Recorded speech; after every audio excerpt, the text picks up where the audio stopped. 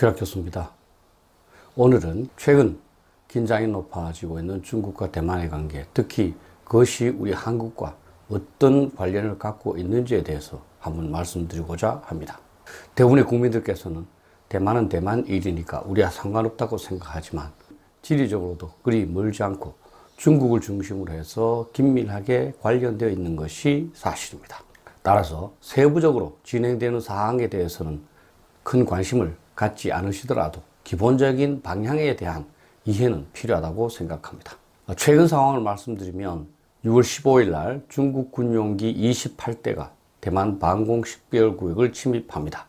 이에 대해서 대만 외교부 장관은 중국과의 전쟁에 대비해야 한다. 특히 중국이 정규전뿐만 아니라 비정규전, 심리전, 사이버전 등 다양한 하이브리드 전쟁을 수행할 것이다. 이렇게 경계심을 드러내었습니다. 그리고 6월 24일 중국의 국방부 대변인인 권리창은 정례 브리핑에서 대만의 독립은 막다른 길이자 전쟁을 의미한다고 협박을 했습니다. 대만은 중국의 일부라는 거죠. 그리고 미국에게 하나의 중국이라는 원칙을 준수해야 할 뿐만 아니라 대만 문제는 중국의 내정 문제이기 때문에 간섭하지 말 것을 촉구하기도 했습니다. 그럼에도 불구하고 미국을 비롯한 서방국의 대만 지원은 점점 강화되고 있습니다. 예를 들면 미국, 일본, 유럽연합 국가들은 대만에 대량의 코로나 백신을 지원하고 있습니다. 또 바이든 행정부는 대만에 무기 판매를 시작을 했고 또 대만 해협에서의 항행의 자유작전을 계속하고 있습니다. 이제 우리도 대만 문제가 우리에게 어떤 영향을 끼칠지를 자문해보지 않을 수 없습니다. 만약에 중국이 대만을 공격할 경우 우리에게 어떤 영향을 미칠 것인가?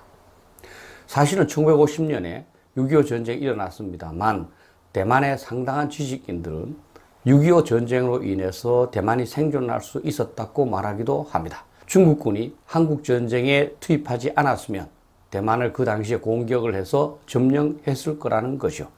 이와 같이 한국과 대만은 서로의 안보가 긴밀하게 관련되어 있음을 부정할 수가 없습니다. 대만 사태가 한국에 미칠 수 있는 가장 중대한 영향은 대만과 한국의 동시전쟁 발발 가능성입니다. 예를 들면 중국이 대만을 공격하고자 하는 마음을 가진 상태에서 북한을 부추겨서 대리전쟁을 한반도에서 수행하도록 하는 겁니다. 그렇게 하면 미국이 한국 전쟁에 개입할 수밖에 없겠지요. 그때 중국이 대만을 공격해서 점령할 수 있다는 겁니다. 두 번째는 대만에서 미국과 중국이 대결하고 있을 때 이번에는 북한이 그 기회를 활용을 해서 한국을 공격할 수 있다는 겁니다. 미국은 상당히 큰 나라고 강력한 군사를 갖고 있는 나라이지만 어떤 경우에도 한국과 대만 두 곳에서 동시에 전쟁을 수행하는 것은 어려운 것이 사실입니다. 결국 미국은 어느 한쪽은 교착시키면서 어느 한쪽에 군사력을 집중할 수밖에 없는데 이때 한국보다 대만의 우선순위를 높게 둘 가능성이 있습니다. 그렇게 된다면 한국은 상당한 피해를 입거나 또는 자칫 잘못하면 북한한테 정복당할 수 있는 겁니다. 한국과 대만 중에서 어느 것을 미국이 더욱 중요시하게 생각할 것인가? 이 부분은 쉽지는 않지만 최근 백신 지원량을 보면 알 수 있습니다. 미국은 한국에게는 아스트라제네카 백신 100만 회분을 지원했습니다. 하지만 대만에게는 모더나 백신 250회분을 제공했습니다. 대만을 훨씬 더 전폭적으로 지원했다고 할 수 있는 거죠.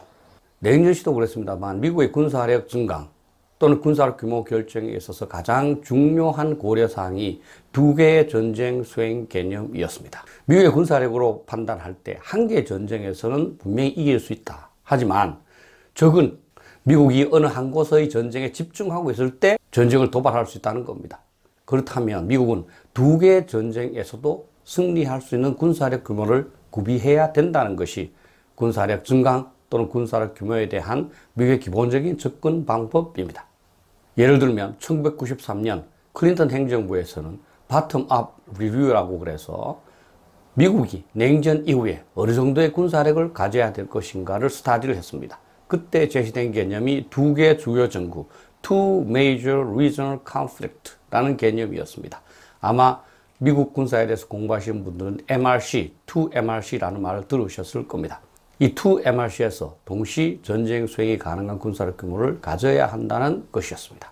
그러다가 1997년 QDR 4년 주기 국방 검토 보고서에서는 이 2MRC를 2MTW로 변화시킵니다.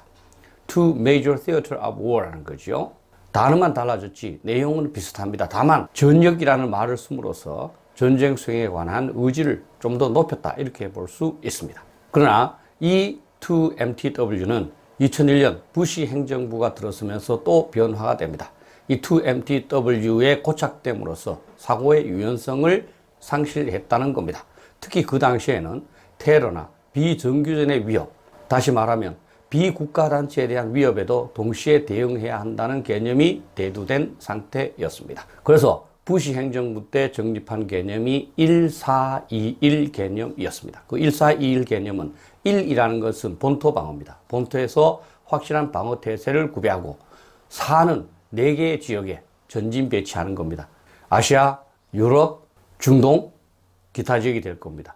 그리고 그 4개의 지역에 전진 배치해 있으면서 2개의 주요 전투작전을 수행할 수 있는 능력을 구비해야 한다는 겁니다. 다만 그러한 능력을 구비하되 2개의 주요 전투작전을 동시에 수행할 수는 없다는 차원에서 1개의 주요 전투작전에서는 적의 수도 점령을 포함한 결정적인 승리를 달성할 수 있는 능력을 구비하고 다른 하나는 고착시킨다는 개념입니다.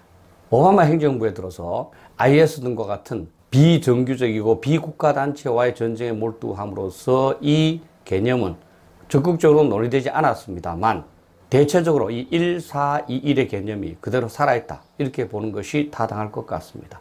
그리고 그 기본적인 개념은 뭐냐면 2개의 전투작전을 수행할 수 있는 준비는 하되 실제로는 하나의 전투작전을 먼저 승리하고 그 다음에 다음 전투작전에 집중해야 한다는 겁니다. 다시 말하면 대만과 한국에서 동시에 전쟁이 발발하면 어느 한 곳을 선택을 해서 먼저 집중을 해서 승리를 한 다음에 다음 곳으로 전환한다는 거죠.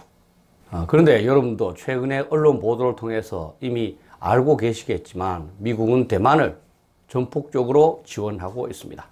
바이든 행정부는 조만간에 대만에 팔라딘 자주포 40 내지 100대를 판매하는 계획을 승인할 것이라고 합니다. 약 7천억 원 정도에 상당하는 무기입니다. 그리고 사실 트럼프 행정부도 2017년 6월부터 대만에게 20여 가지 다양한 첨단 무기를 판매해 왔습니다. 대만 스스로 싸울 수 있는 준비를 갖출 수 있도록 대만의 전력을 전폭적으로 증강시키는 데 협조하고 있는 겁니다. 그리고 미국은 대만 해협에서의 항해의 자유를 수시로 수행함으로써 중국이 상륙작전을 비롯한 대만에 대한 도발을 자행하지 못하도록 하고 있습니다. 지난 5월 21일 한미정상회담의 공동성명에서도 명시되었습니다만 대만 해협의 안전과 평화가 중요하다는 사항을 세계 각국과 협의할 때마다 명시하고 있습니다. 다시 말하면 대만 해협에서 안전과 평화가 위태롭다고 판단할 경우 미국은 개입할 수 있고 다른 국가들도 함께 개입해서 이 사태를 해결하자는 거죠. 그리고 앞에 말씀드린 것처럼 대만에게 백신을 전폭적으로 지원하고 있고 그리고 대만의 반도체 산업을 지원함으로써 중국에 의존하지 않는 산업 생태계를 구축하고자 하고 있습니다. 따라서 대만의 위치, 특히 중국 본토와의 거리나 상징성으로 볼 때 중국과의 대결에 있어서 한국보다는 대만이 훨씬 더 결정적인 가치를 갖고 있다. 이렇게 볼 수밖에 없고 만약에 한국과 대만에서 동시에 전쟁이 발발할 경우 미국은 대만에 우선적으로 집중할 가능성이 높다. 이렇게 봐야 한다는 겁니다. 상황이 이러하기 때문에 이제 한국은 대만에 관한 문제를 남의 일 보듯이 할 수가 없다는 겁니다. 가장 우선적으로 우리 한국은 중국이 만약에 대만을 침공할 때 한국은 어떻게 해야 하는가? 이 문제를 논의해야 한다고 봅니다. 자유민주주의 이념에 근거해서 미국과 함께 중국과 전쟁을 수행할 수도 있습니다. 중국과의 대결, 특히 중국의 한국 공격 가능성을 회피하고자 중립적인 태도를 유지할 수도 있습니다. 이 2개 중에서 어느 것을 선택해야 할지 저는 쉽지 않다고 봅니다. 당연히 한미동맹이나 또 자유민주주의 이념 수호 차원에서 보면 첫 번째 방안이 맞지만 자칫하면 한반도의 대규모 전쟁으로 확산될 우려가 있습니다. 반면 중립을 취할 경우 우선은 편할 수 있겠지만 한미동맹이 결정적으로 약화될 수가 있고 북한에 의한 공격 가능성도 증대되며 북한이 공격했을 경우 미국이 우리를 적극적으로 지원하지 않을 수도 있습니다. 이와 관련해서 한국이 가장 중점적으로 고려해야 할 사항은 이겁니다. 중국과 대만에서 동시에 전쟁이 발발하였을 경우 미국이 한반도에 우선적 비중을 두도록 하기 위해서 한국이 무엇을 해야 하는가? 북한이 핵무기만 갖지 않는다면 우리 스스로도 어느 정도 전쟁을 관리할 수 있습니다. 그러나 북한이 핵무기를 갖고 있기 때문에 북한과의 전쟁에서 미국이 적극적으로 지원하지 않으면 한국이 승리하거나 한국의 국토와 국민을 방어하기가 어려운 것이 사실입니다. 따라서 미국의 지원을 확보하는 것이 가장 중요한 고려사항이라는 겁니다. 현 정부는 북한 핵 문제조차도 의도적으로 회피하고 있습니다만 사명감 있는 정부 당국자라면 이러한 문제, 즉 대만에서 전쟁이 발생할 경우 한국은 어떻게 해야 할 것인가, 이 문제에 대해서 진지하게 토론하고 전문가들을 통해서 다양한 방안을 마련하면서 그 각 방안별 장단점을 식별해서 유사시에 결정할 수 있는 자료를 구축해야 한다고 봅니다. 우리 민족의 역사도 그렇고 현 정부가 그것을 노골적으로 나타내고 있습니다만 우리는 국가안보를 너무 경시합니다. 그러나 여러분들 너무나 잘 아시지만 국가안보는 언제나 만전지게 최악의 상황까지 고려해서 대비하는 겁니다. 또한 국제사회의 재반 문제는 상호 긴밀하게 연계되어 있습니다. 따라서 대만 문제가 우리와 무관할 수가 없고 6.25 전쟁의 경우에서 보듯이 긴밀하게 관련되어 있는 것이 사실입니다.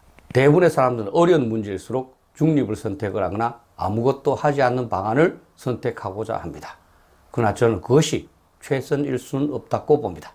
만약에 중립이나 무위를 선택하더라도 모든 것을 고려해서 최종적으로 나온 결론이라야지 나머지 사항은 아예 고려하지도 않는 편의적인 그런 선택이어서는 곤란하다는 겁니다. 특히 중국에 의한 한반도 대리전쟁, 또 북한에 의한 대만전쟁 활용 가능성에 적극적으로 대비해야 합니다. 중국은 자신의 국익을 위해서라면 이웃나라가 전쟁하는 것을 아무렇지도 않게 생각하고 그것을 부추길 수 있다고 봅니다. 그런데 이러한 모든 것에 있어서 가장 기본이 되는 것은 결국은 한미동맹입니다.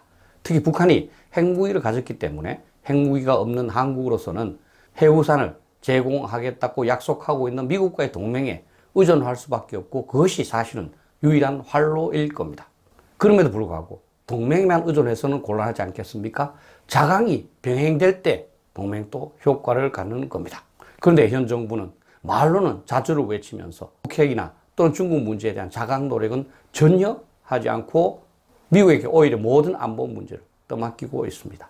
말로는 자주면서 내면적으로는 가장 심각한 의존적이고 사대주의적인 안보 방식을 선택하고 있는 거죠. 제가 말한다고 해서 듣지 않겠지만 이제는 대만 문제와 관련해서 외교부, 국방부, 국정원 간의 긴밀한 협의가 필요하다고 봅니다.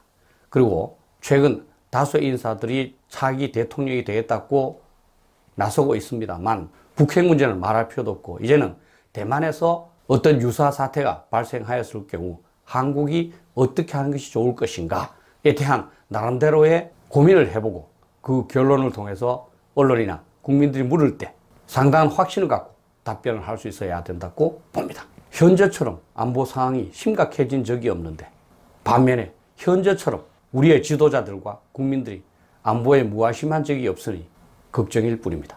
감사합니다.